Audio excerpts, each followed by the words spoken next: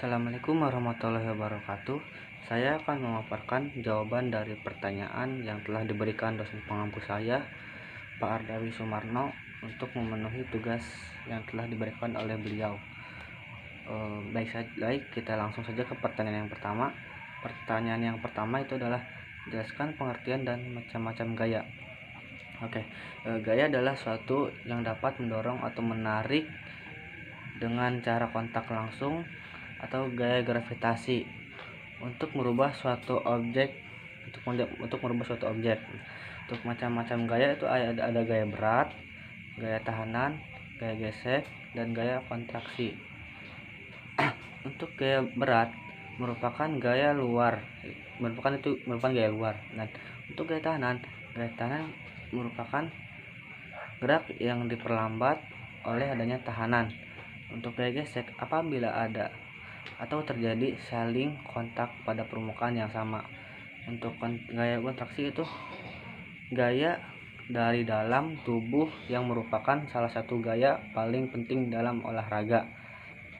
Dan pertanyaan kedua itu disebutkan dan jelaskan aspek-aspek gaya.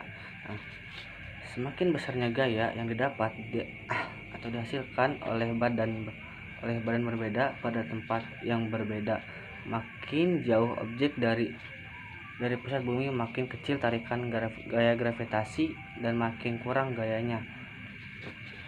Titik tangkap gaya ialah titik di mana gaya dikenakan pada suatu objek. Terus ada arah gaya. Arah gaya ialah sepanjang garis gerakannya karena gravitasi menarik semua objek ke arah pusat bumi, maka arah gravitasi adalah vertikal ke arah bawah. Selanjutnya pertanyaan nomor 3, yaitu jelaskan bagaimana cara memadukan. Pengaruh gaya gabungan pada manusia itu dapat digolongkan menjadi 3. Yang pertama itu ada gaya linear. Gaya linear merupakan gaya yang bekerja dalam arah yang sama dan pada garis yang sama. Terus ada gaya kongruen, gaya yang bekerja pada satu titik tapi sudutnya berbeda. Yang ketiga itu ada gaya paralel. Gaya ini tidak satu garis tapi paralel satu sama lain pada titik yang berbeda. Dan keempat itu adalah pertanyaan jelaskan cara menguraikan gaya. Untuk menguraikan sebuah gaya itu dapat diuraikan menjadi 2 komponen. Jadi 2 komponen ini harus sedemikian besar dan sedemikian arahnya agar dapat membentuk sebuah bentuk jajar genjang.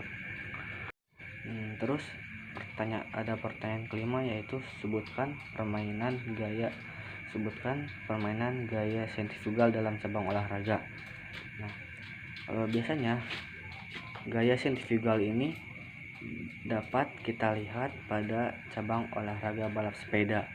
Penerapan gaya sentrifugal ini dapat kita lihat pada tikungan, di mana ketika mereka berada di tikungan, mereka condongkan sepeda mereka ke arah pusat putaran.